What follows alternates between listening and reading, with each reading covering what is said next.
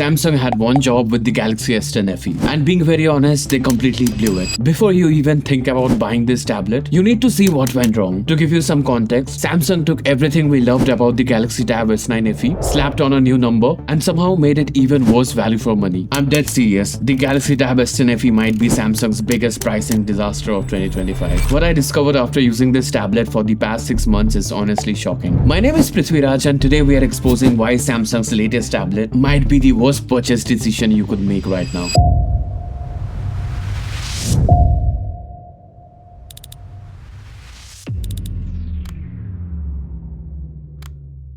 Let's start with the elephant in the room, and that is the price. And trust me, this is where things get absolutely wild. The Galaxy Tab S10 FE is launching at a price point that absolutely makes zero sense. Here's what Samsung is asking you to pay for the Fan Edition tablet, but this is where it gets insane. During sales, the Galaxy Tab S9, not the FE Edition, but the actual flagship Tab S9, it often drops to almost the same price range. Rather, sometimes it's even cheaper than the S10 FE. Let that sink in for a second. Samsung is asking you to choose between their 2024 flagship and their 2025 mid-ranger, and that at almost identical prices. It's like walking in a store and seeing a Ferrari and a Honda Civic with a similar price tag. Which one would you pick? Exactly. No offense to Honda Civic, though they're amazing at that price point. But wait, it gets even worse. The Tab S10 FE comes with the Exynos 1580 chipset. Now, Samsung would like you to believe that this is a significant upgrade over S9 FE's processor, but the real-world performance difference is almost negligible. We are talking about maybe 10% improvement in benchmarks that you're barely gonna notice in day-to-day usage. But the problem is that Samsung is charging premium prices for this mid-range experience, and the competition is absolutely destroying them on value. The Xiaomi Pad 7, the iPad with the A16 chipset, and especially the OnePlus Pad 3, they are completely outclassing the Tab S10 FE when it comes to pure raw performance, and most of them cost even less.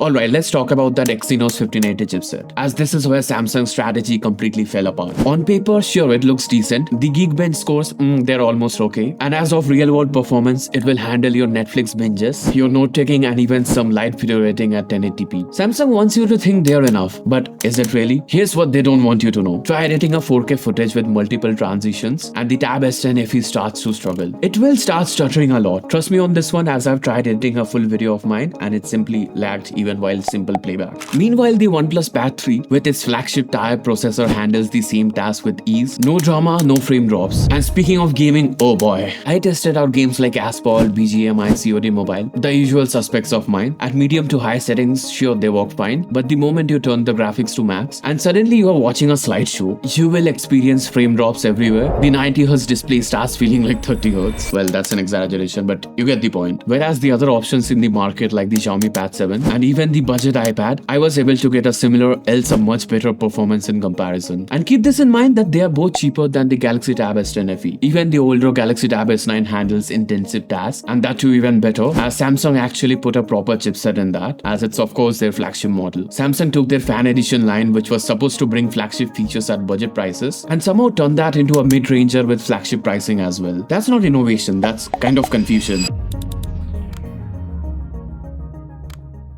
Now here's where things get really interesting. Remember the Galaxy Tab S9 FE, or rather the Galaxy Tab S9 FE Plus? The one this tablet is supposedly replacing? Let me blow your mind, you should probably still buy the Galaxy Tab S9 FE instead. And I'm not even kidding, the performance difference between the S9 FE and the S10 FE is so minimal that even at blind testing, most users wouldn't even notice. Both have similar displays, both come with the S Pen out of the box, and both run One UI beautifully. The only difference, the S10 FE has a slightly faster processor that doesn't actually translate to a noticeably better experience. But here's the beautiful part. The Tab S9 FE is now available at massive discounts. So you're essentially getting the same tablet for significantly less money. Unless you're absolutely desperate for those extra 10% performance boosts that you actually won't even feel the difference, there is no reason to pay more for the S10 FE. None. Zero. Rather get from other brands instead. As Samsung basically released a slightly refreshed version along with a premium price tag and hoping we wouldn't notice. But guess what? We did notice.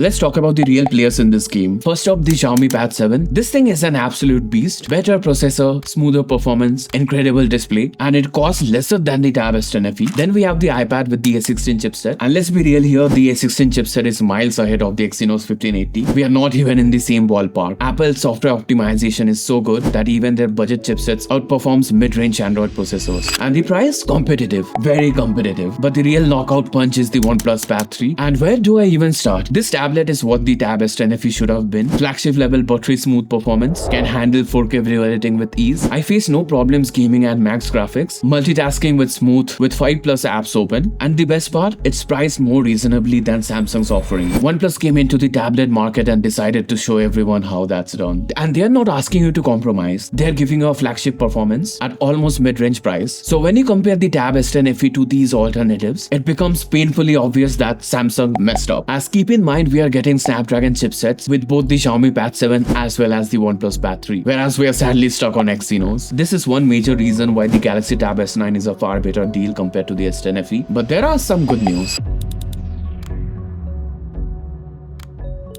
Alright, I know I've been complaining about this tablet for the past few minutes, but let's be fair, the Galaxy Tab S10 FE isn't all bad. There are some genuinely good things here. In short, this is not a bad tablet, it just has a bad price tag, and that's just that. And speaking of the good stuff, let's start with the design, and it absolutely feels premium. The aluminium build feels expensive, also comes with an IP68 rating. The S Pen comes right out of the box, no charger though. We only get a Type-C to Type-C cable along with that, and the S Pen experience is near perfect as usual, with almost zero latency, and the handwriting feels quite natural. If you're a student or someone who takes note a lot, you are genuinely gonna enjoy the writing experience here on the Tab S10 FE. Samsung Notes is still one of the best note-taking apps out there. It offers a ton of features with a smooth writing experience, and the best part, it's a completely free app. I'll be dropping an updated video on Samsung Notes next week, so hit that subscribe button right now so you don't miss it when I actually upload that next week. The display is solid as well. It features a 10.9-inch IPS LCD display with a refresh rate of 90Hz. Also, it comes in at 800 nits of peak brightness. It's great for media consumption and binge watching Netflix. You will get a pleasant experience here. The quad speaker setup delivers clear and warm audio, no complaints there. As if you have seen my past videos, then you know how much I love to complain about the audio experience. And battery life is equally important. It features an 8000 mAh battery that will easily last you through a full day of usage, sometimes even pushing 10 hours of screen on time. That's genuinely impressive. Software wise, it's running on a skin version of Android 15, which is One UI. It's feature rich, smooth, and packed with productivity tools. Samsung Desk is still amazing for turning your tablet into a pseudo laptop setup. The multitasking implementation is top tier. You can organize your apps into floating windows, just like you could do on your tablets. So the tablet itself in isolation is actually pretty good. But like I said, the problem isn't the product, but rather it is the price tag.